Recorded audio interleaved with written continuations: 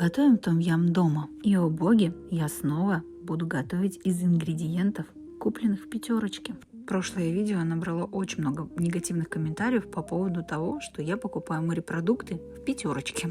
Честно, я даже не знаю, где их еще покупать, потому что мне так удобно. Ингредиенты у меня все на глаз. Как говорится, для себя любимого не жалеем. Кокосовое молоко я обычно беру в банке, но в банке не было, поэтому обошлись и этим. Кстати, было вкусно и с этим молоком, и оно даже дешевле. Глядя на этот рецепт, не говорите, что сложно сделать том-ям дома.